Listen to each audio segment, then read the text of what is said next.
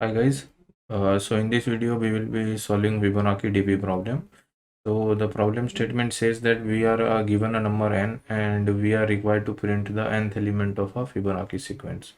That is nothing but we have to print the nth Fibonacci number. Okay, so we will be given a number n and we are required to print nth Fibonacci number. Okay, so before solving this problem, we must know how can we generate any term of a Fibonacci sequence and what is a Fibonacci sequence. Okay, so Fibonacci sequence is a sequence of numbers where each term follows a special relationship among its terms. That is, any nth term is dependent upon the sum of the previous two terms. That is, any nth term in a Fibonacci sequence can be written as the sum of n minus 1th term plus sum of n minus 2th term.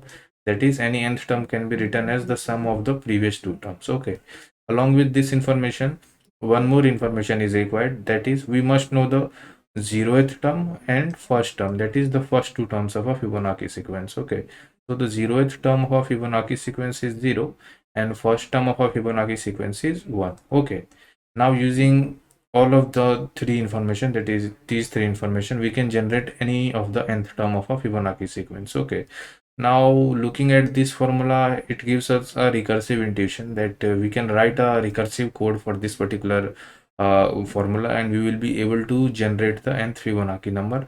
All we have to handle is that we have to just write these two as our base cases and we will be able to generate the nth Fibonacci number. Okay, so let's do one thing for now. What we can do is that let's write a recursive function for this particular problem, and later on I will explain you guys why writing a purely recursive function for this particular problem is not a very good idea.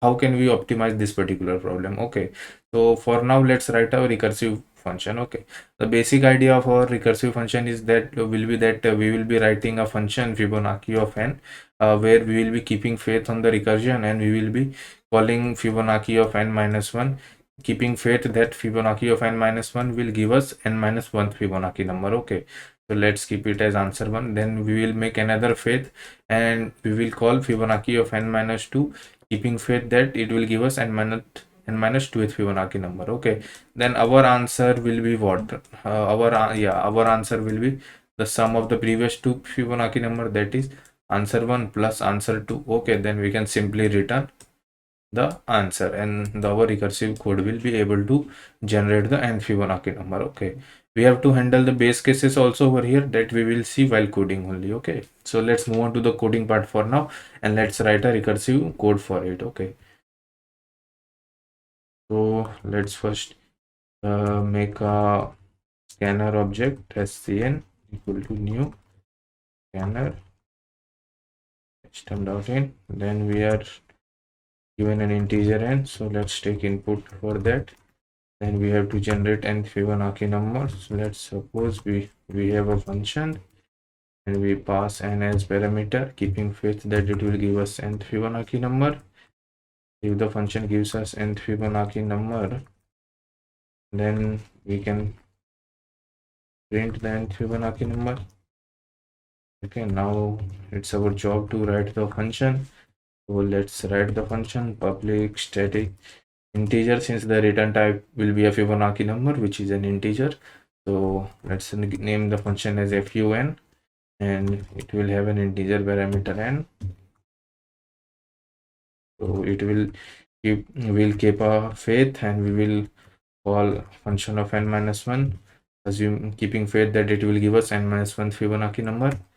Then we will make another recursive call to function of n minus 2, keeping faith that it will give us n minus 2th Fibonacci number. That is what we do in recursion. Then our answer will be what? Sum of the previous two terms of Fibonacci numbers. Then we can simply return the answer. Now we have to write the base case. Now, as I have told you that these two, we must know the 0th term and first term of Fibonacci number. Then only we will be able to generate any term. So our base case will be if n is equal to 0, then we can return 0, and if n is equals to 1, then we can return 1. But instead of writing these two statements, we can write a single statement which will hold in both of these two cases. What we can write is that if n is equal to 0 or n is equal to 1, in both cases, what we can do is that we can simply return n. How it will handle both of these two conditions? If n will be 0, it will return 0. If n will be 1, it will return 1. So both of these two conditions will be held simultaneously. Okay, so let's write this as our base case. If n is 0 or n is 1, we can simply return n. Okay, so have we written? I think we have written everything. Let's try to submit it. First, let's try to run it. Yes, so looks like we have not printed our answer, haven't we? We have printed. Yeah, so we are getting the right answer. Let's try to submit it. And let's see whether we are passing all the test cases or not. Okay, so we are passing all the test cases. So that means our solution is correct. Now, I was telling you that writing a purely recursive function for this particular problem or this series of problem is not a good idea. Why it is not a good idea? Let me explain you that part. Okay. Suppose let's make a recursive tree diagram.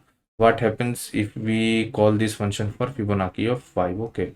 So if we call it for Fibonacci of 5, what will happen is that, yeah, our function calls will be function of n will be equal to function of n minus 1 plus function of n minus 2. This is what we do in our recursive calls. So I have written it over here. So Fibonacci of 5 will make a call to Fibonacci of 4 and Fibonacci of 3. Okay, now 4 will make a call to Fibonacci of 3 and Fibonacci of 2. Okay, now 3 will make a call to Fibonacci of 2 and Fibonacci of 1. And I have told you that first term is our base case and 0th term is our base case. So we will not make any further calls from here. Okay, now 2 will make a call to Fibonacci of 1 and Fibonacci of 0. Since 1 and 0 are our base cases, so we will not make any calls from here, these 2 points. Okay, now let's come back to here. Here Fibonacci of 2 will make call to Fibonacci of 1 and Fibonacci of 0. Okay, now Fibonacci of 3 will make a call to Fibonacci of 2 and Fibonacci of 1. Okay, now 2 will make a call to Fibonacci of 1 and Fibonacci of 0. Okay, now let's try to analyze what is happening over here. Okay, can you see this part? Fibonacci of 2, it has been called over here. Okay, now let's see, it has been called over here again, same recursive call again, same. So what is happening is that we are recalculating, that is we are wasting our time on solving the same problem again and again, which we have already solved in the past. So this is a waste of time. Okay, so we can save our time over here. And if you look clearly, let's see what is happening over here. Fibonacci of 3 and Fibonacci of 3, we are calculating this whole subtree 2 times.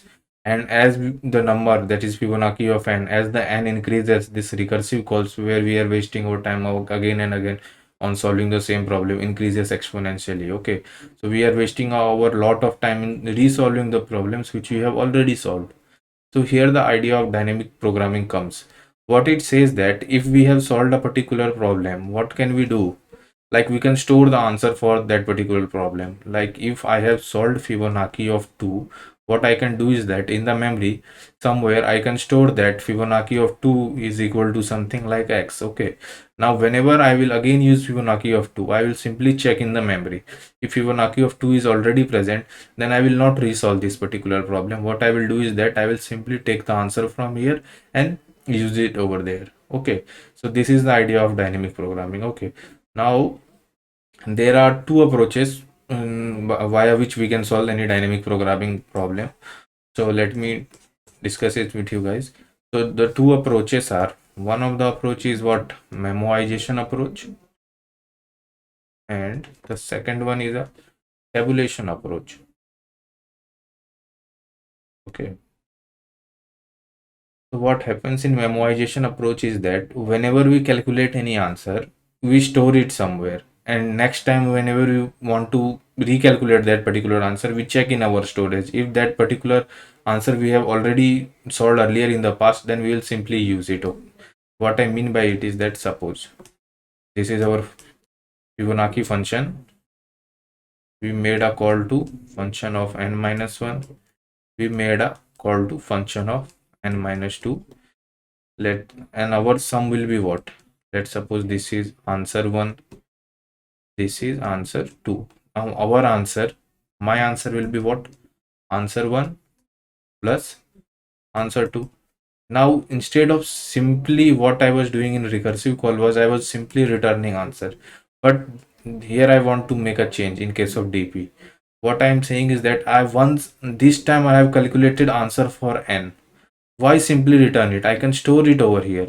What I can do is that I want to calculate n Fibonacci numbers. Okay, and any Fibonacci number is dependent upon the previous two terms. Okay, so if I want to calculate n, then I will have to calculate n minus 1 and n minus 2 also. Now n minus 1 will be dependent upon its previous two terms, that is for n I want n minus 1 and n minus 2. Okay, now n minus 1, for n minus 1 what I want n minus 2 and n minus 3.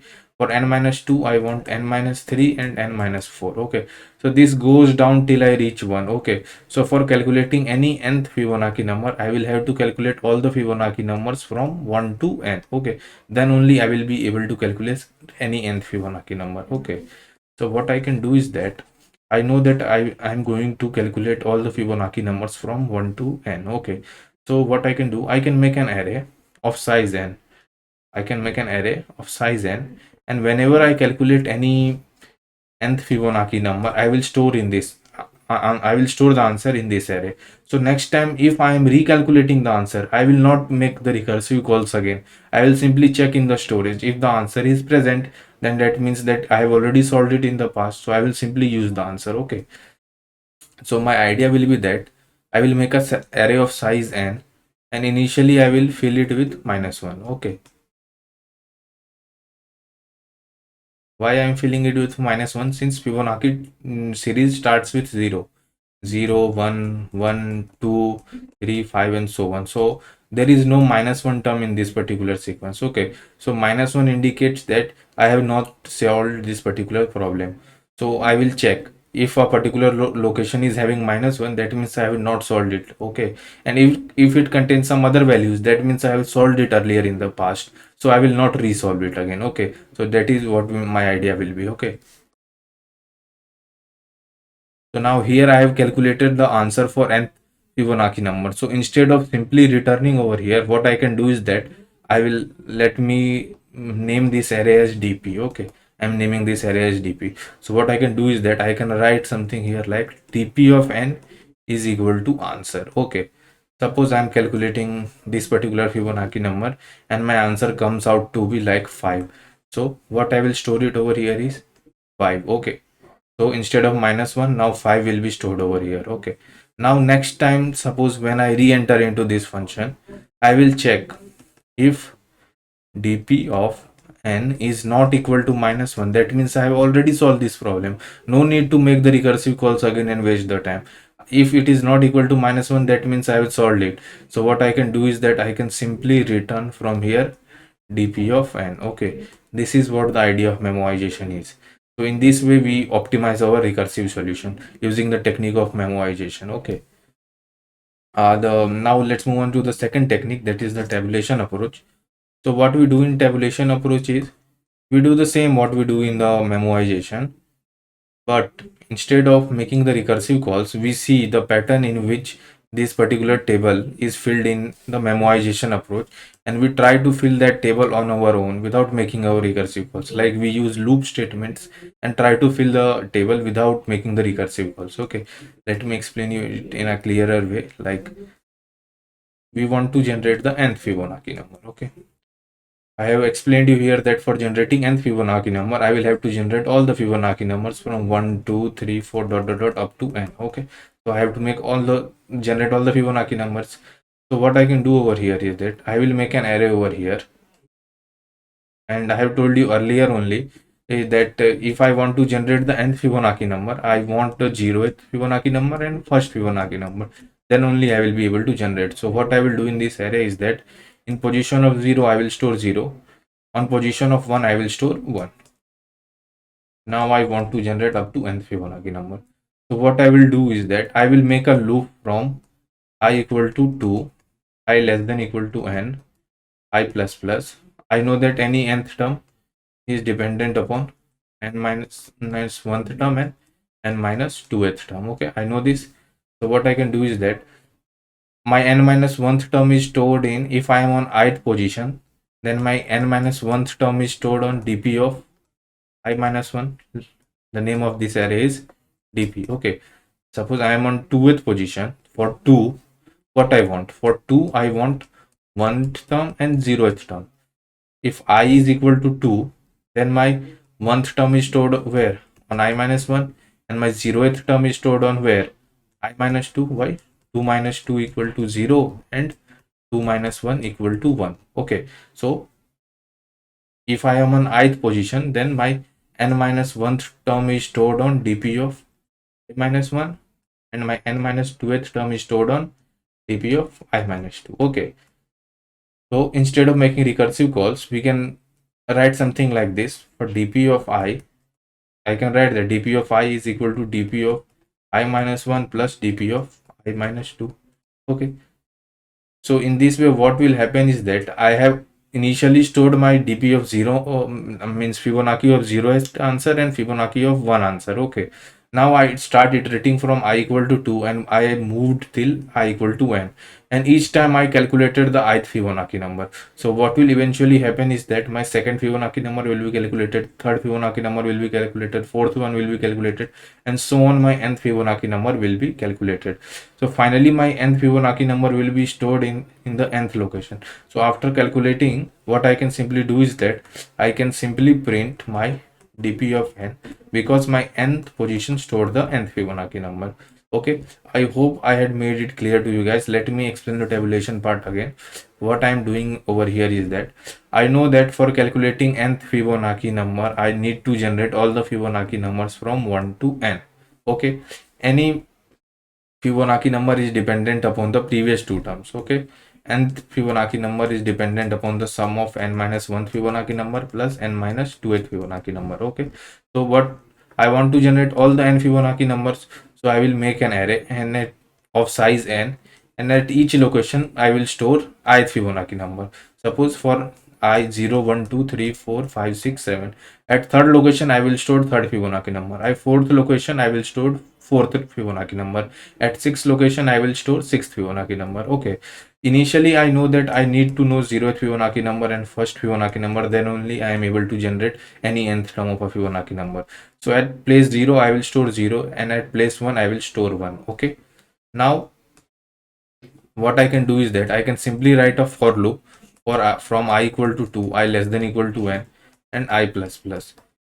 At index 2, what I am storing is 2th Fibonacci number, and 2th Fibonacci number is what? Sum of first Fibonacci number and 0th Fibonacci number, and my first Fibonacci number is stored at, name of this array is dp of 1, and my 0th Fibonacci number is stored at 0th location. So what I can write is that dp of I is equal to dp of I minus 1 plus dp of I minus 2.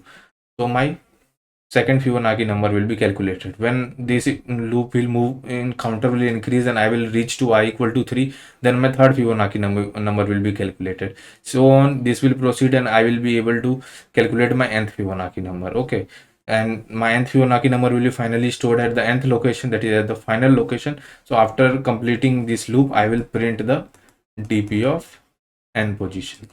Okay, so in this way I will be able to calculate the nth Fibonacci number. Okay, so I hope I had made it clear to you guys. Now let's try to code this problem using both the approaches, that is tabulation and the memoization approach. Okay, now let's try to code it. So let's do one thing. Let's first try to code the memoization approach. So for that I will have to make a dp array. So let's make an array dp of size +1, and as I have told you that I need to initialize the array with -1 because there is no -1 term in the Fibonacci sequence.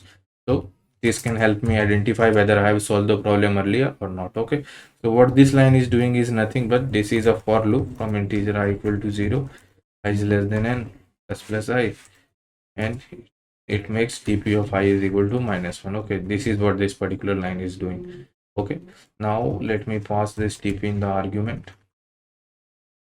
Let's rewrite the function. The function will be public static, since it is returning an integer value. Function we want to calculate n Fibonacci number. We have passed the dp. Our answer is what? We keep a faith on n-1th call and assume that it gives us n-1 Fibonacci number, and we make another recursive call and keep a faith on n-2th function call that it will give us n-2th Fibonacci number. Then our answer will be what? Our answer will be the sum of the previous 2th Fibonacci number, because any nth term of Fibonacci number is equal to sum of previous two Fibonacci numbers. Then earlier what we used to do is that we simply used to return the answer, but this time we will not do that. We will store it in our dp, that dp of answer is equal to answer. So storing so that we can access it, we can access it again if needed. Okay, and let's write the base case, that is same if n is equals to 0 or n is equal to 1, sorry, then we simply used to return n. And one more check, if we have already solved this particular problem, that is if dp of n is not equal to -1, that we have already solved this particular problem, then we will not make the recursive calls again, we will simply return the answer. Okay, now let's check whether we have handled everything correctly or not. We have handled base cases, dp statement. Okay, we have stored the answer and we are simply finally returning the answer. We are printing it over here also. Now let's try to run it and see whether it is correct or not. Okay, it is correct. Let's try to submit it, whether we are passing all test cases or not. Let's see. Yes, we are passing all the test cases, so our memoization approach is correct. Now let's code it using tabulation. Okay, so what we have to do is that for tabulation we make an array, and let's name that as dp. We used to store the first two values which is required for calculating any nth term of Fibonacci sequence.